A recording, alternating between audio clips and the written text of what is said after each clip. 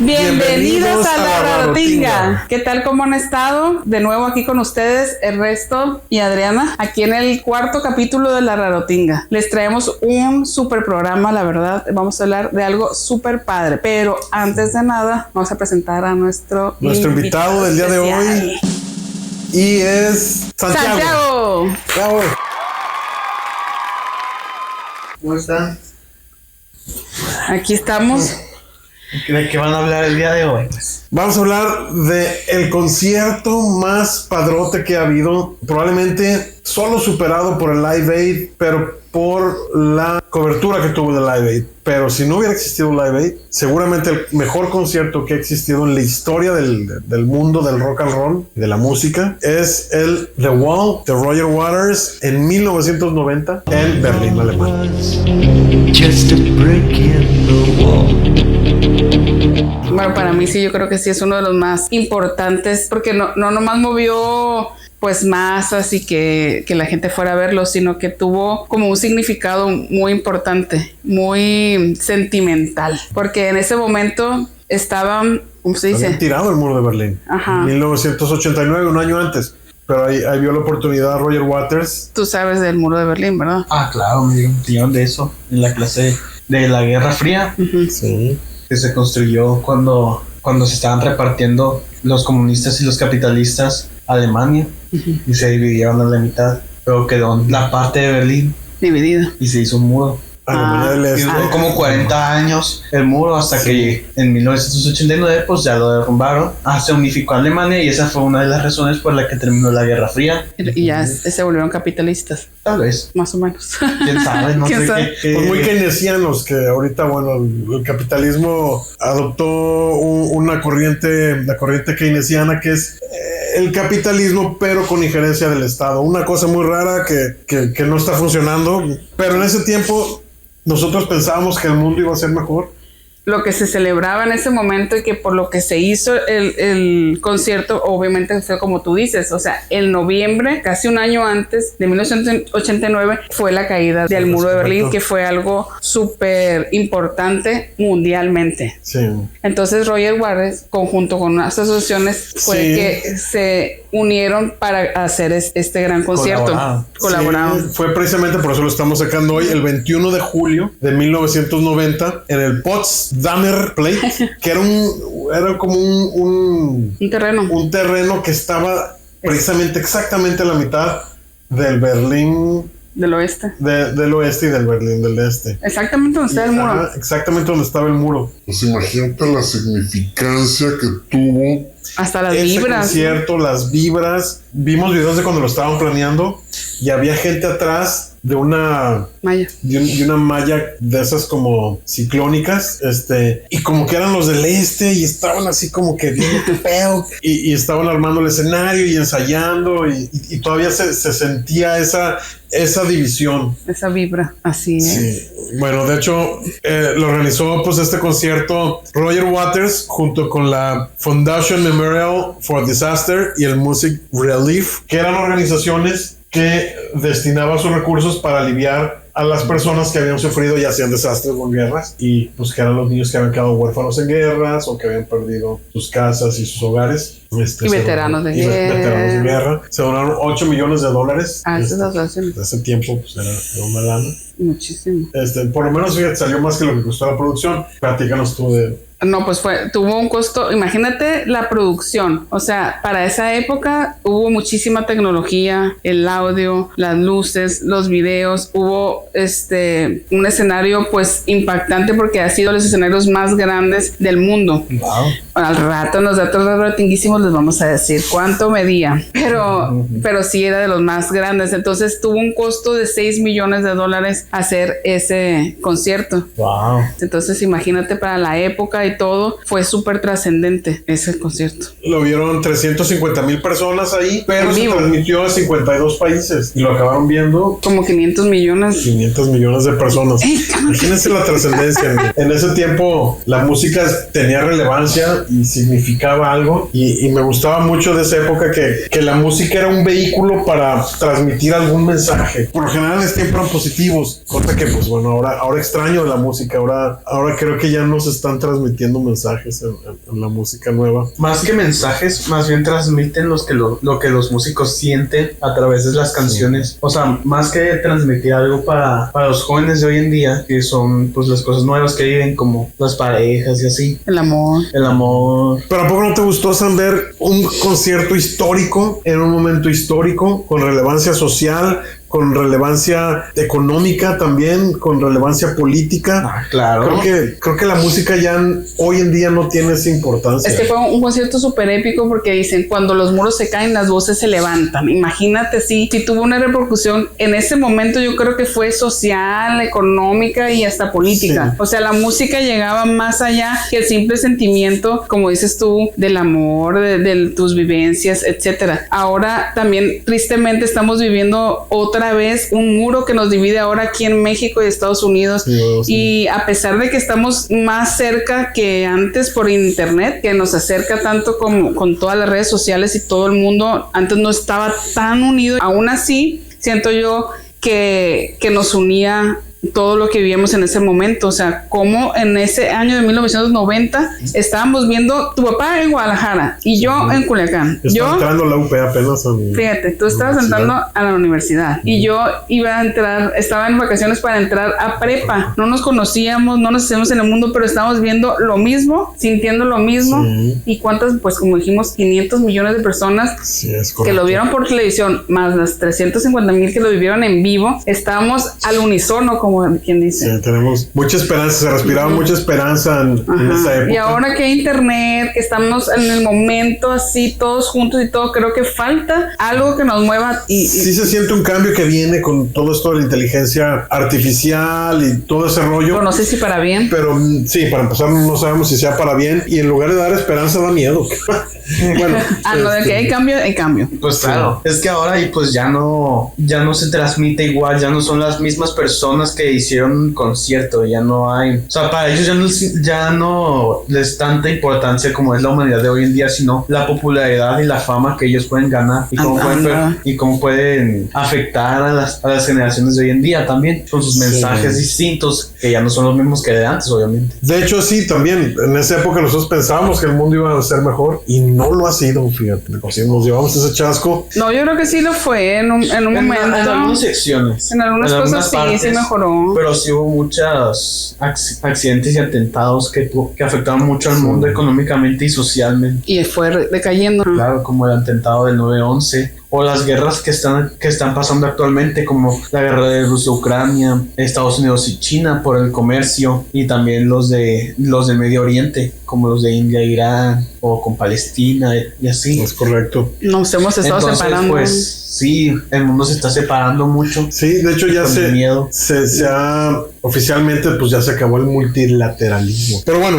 Volviendo al concierto, hay que contarles, aunque ellos lo pueden ver en internet y vivirlo también, o revivirlo, pero cómo lo vivimos y qué es lo que vimos en el concierto nosotros. Está increíble. Durante el concierto van armando el muro con unos bloques así gigantes. Van cerrando el escenario. Ajá, empiezan a cantar y empiezan a cerrar el escenario. ¿Qué hay atrás del escenario? ¿Quiénes están en el escenario? Sí, pues hubo muchos invitados y conforme va avanzando el concierto y lo van cerrando, hay un punto en el que nada más se queda Roger Waters cantando y al final los dos guitarristas en la rola más chida, que es una de Comfortable Numb, suben con una grúa y se echan pues ahí como un toma y daca del requinto final de esta rola, que es épico. Yo creo que esa fue la mejor rola de ese concierto. Estaba la orquesta, fíjate, estaba la Orquesta Sinfónica de Berlín. Estaba pues la banda que traía Roger Waters. Aparte de los invitados estaba, pues mira, abrió el concierto Scorpions y luego regresan bien padrotes en una limusina increíble. Cyndi Lauper. Estaba Cyndi Lauper. Estaba Van Morrison, Johnny Mitchell, Bryan Adams.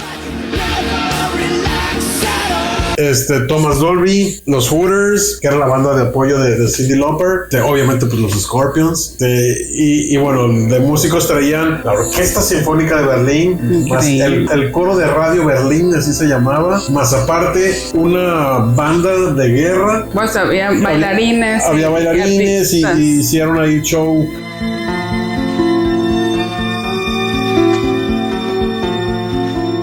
Sus coreografías increíbles. Y luego aparte lo ensayaron, ¿no? El espectáculo pues era muy bien. Sí.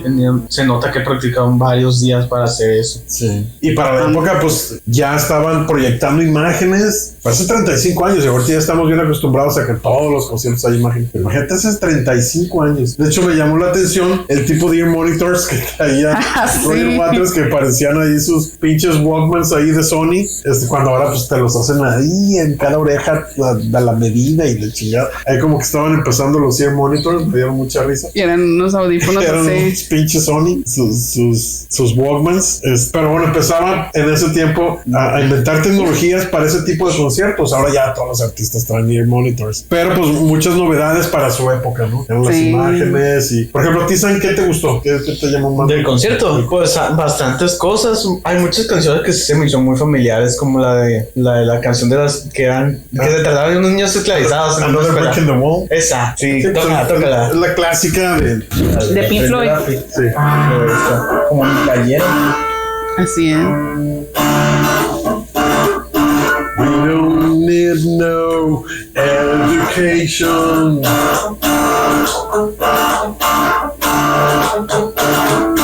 We don't need no thoughts control. Well, yeah. All we are is just another brick in the wall. All we are is just another brick in the wall.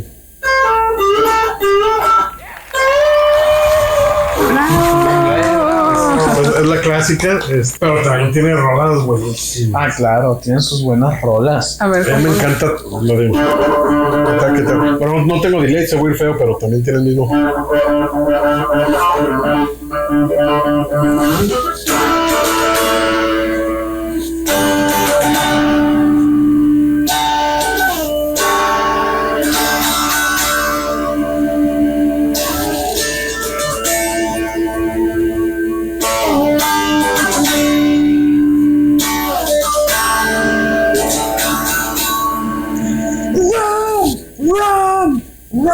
Hell y bueno, pues obviamente Comfortable, ¿no? Esa no me gustó mucho también. No tiene madre. A ver, tócala. No, pues esa es muy difícil de tocar.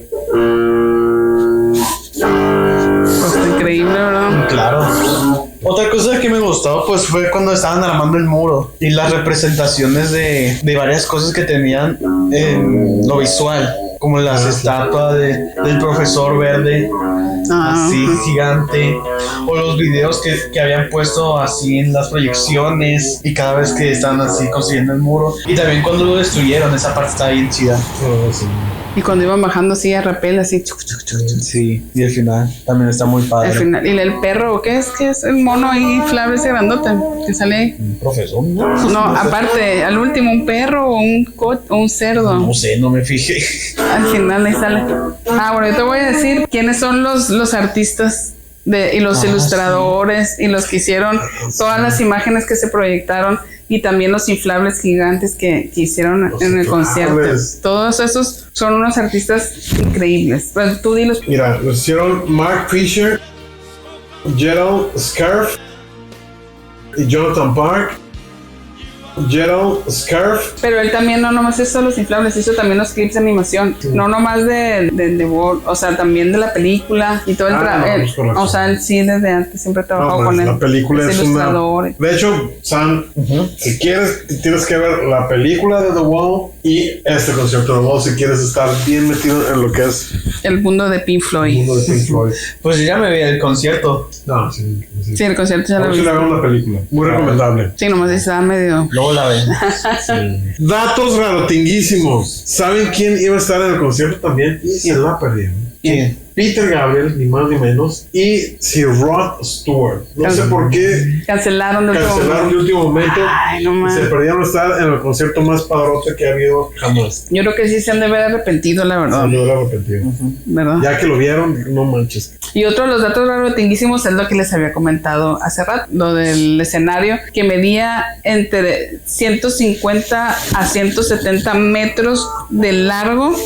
Y cuando ya armaron el muro, así que ya ves que lo taparon todo, eran 25 metros de altura. Entonces, imagínate iluminar, pasar todas las proyecciones y que se viera de esa manera. Luego el helicóptero y los autos que pasaban ahí. Los autos, la limusina. Y luego todos, el público, yo no sé cómo lo hicieron, pero todos traían una mascarita. O sea, ¿cuántas mandarían a hacer esas mascaritas? Estaban increíbles. Increíble. Padrísimo. Pues muy recomendable. Sí. Ojalá algún día nos toque ver un concierto así de bueno. Va a estar muy difícil porque tendría que tener relevancia política y social que ahorita extrañamos en la música, pero recomendamos que lo vean, que lo vivan, que lo compartan con sus hijos porque es algo que fue muy épico. Es, como dicen, el concierto más épicos jamás realizados en la tierra. Bueno. También hay otros conciertos bien padrones, como el de Queen, que el de Live Aid, claro. Sí, hay conciertos muy buenos, pero claro, y también el de We Are the World. El de We Are the World. Bueno, ese no fue concierto, pero bueno, sí. Bueno, pues sí, también fue muy relevante. bonito, también muy relevante, sí. Sí, pero con significado, ándale, sí, como con es. significado, sí. Sí, fíjate, en esa época. Pues donde se reunía la música para un motivo. Para un fin. Y bueno, otro dato rotinguísimo, no lo van a creer, pero los Scorpions que abrieron con la de.